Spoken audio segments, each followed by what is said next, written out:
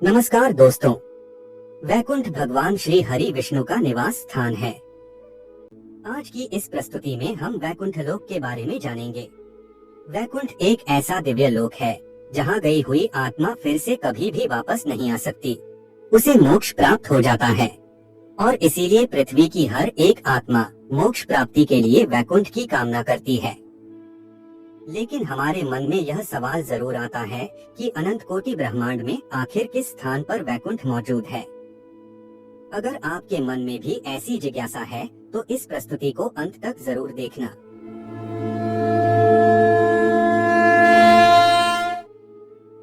आज की इस प्रस्तुति में हम आपको हिंदू धर्म के प्राचीन ग्रंथों के अनुसार वैकुंठ लोक की लोकेशन बताने जा रहे हैं। दोस्तों, भागवत पुराण और विष्णु पुराण में हमें वैकुंठ के बारे में जानकारी मिलती है। न तपदास्यते सूर्यो न शशांको न पावकः यद्गत्वा न निर्वतन्ते तद्धाम परमं मम। अर्थात वह मेरा परम धाम न तो सूर्य या चंद्र के द्वारा प्रकाशित होता है और न अग्नि या बिजली से, वह स्वयं प्रकाशित है। जो लोग वहां पहुंच जाते हैं वे इस भौतिक जगत में फिर से लौट कर नहीं आते हैं। वैकुंठ की राजधानी है साकेत नगरी। इस नगरी में 4 प्रवेश द्वार है और इस नगरी में अनेक रमणीय महल और रत्न जड़ित विमान हैं। यहाँ पर रहने वाले सभी नर नारी तरुण वय के हैं। यहाँ समय का कोई प्रभाव नहीं होता है। ऐसी साकेत नगरी के मध्य में भगवान श्री विष्णु अपने पार्षदगण कुमुद, कुमुदाक्ष, पुंडरीक, वामन, शुनकुन, सुमुख और माता लक्ष्मी के साथ निवास करते हैं। भागवत पुराण के अनुसार वैकुंठ का स्थान ध्रुव तारे की ओर बताया गया है और अगर यूनिवर्स में हम इसे खोजें तो यह स्थान उर्सा माइनर कॉन्स्टेलेशन में है, जिसे सप्तर्षि तारामंडल भी कहा जाता है। यह कॉन्स्टेलेशन में सूर्य से भी लाखों गुना तेज चांद सितारे मौजूद है। यह कॉन्स्टेलेशन उत्तर की ओर मौजूद है।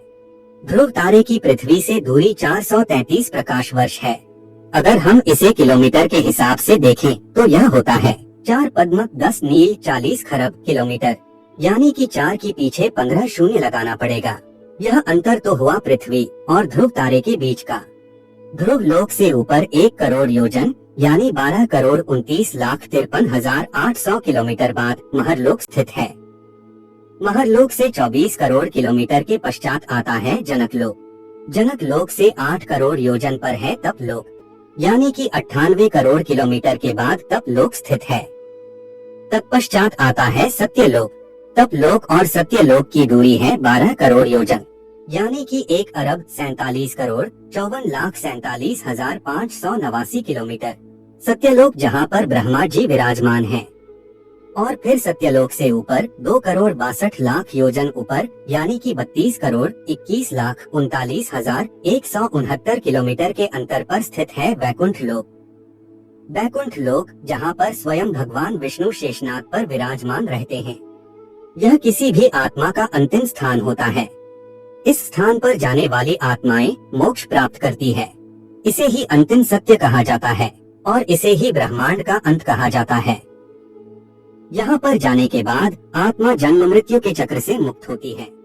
यह सभी आंकड़े आध्यात्मिक जगत को दर्शाते हैं।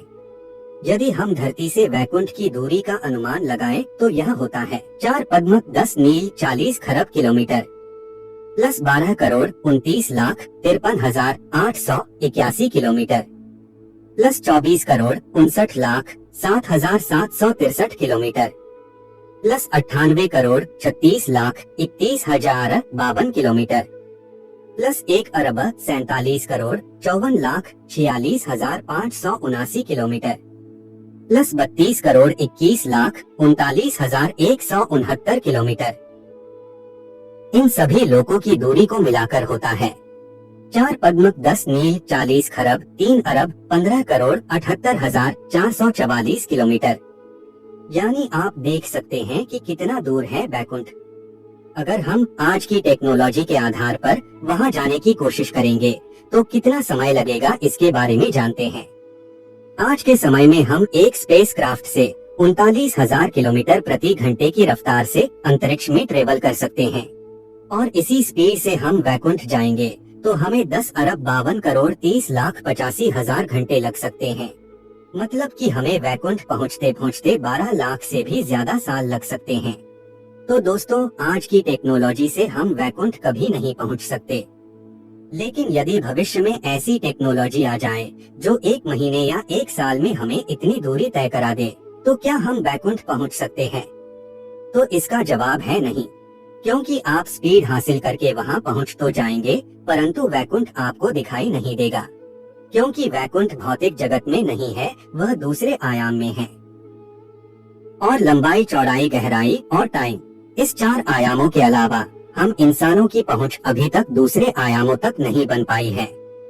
जिस तरह से हिमालय में भी ज्ञानगंज या सिद्धाश्रम नाम का शहर या आश्रम होने के बावजूद हमें दिखाई नहीं देता है, क्योंकि वह शहर या आश्रम दूसरे आयाम में है। लेकिन वैकुंठ तक हमारी पहुंच बन सकती है, और वह भी आसानी से। और इसके लिए आपको आध्यात्मिक जीवन अपनाना होगा, सत्कर्म करना होगा, और कलयुग में वैकुंठ प्राप्ति के लिए नाम जप, भक्ति और प्रभु भजन को सर्वश्रेष्ठ बताया गया है। आध्यात्मिकता के द्वारा आप दूसरे आयामों में जा सकते हैं, और अध्यात्म ही आपको वैकुंठ की प्राप्ति करवा सकता है। क्या है वैकुंठ लोक में?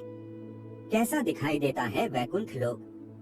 हमारे धार्मिक ग्रंथों में वैकुंठ का वर्णन किस प्रकार से किया गया है, इसके बारे में और अधिक जानकारी आप प्राप्त करना चाहते हैं तो कमेंट में वैकुंठ पार्ट 2 अवश्य ही लिखिएगा। और यदि यह प्रस्तुति आपको पसंद आई है तो वीडियो को लाइक और चैनल को सब्सक्राइब कीजिएगा। धन्यवाद।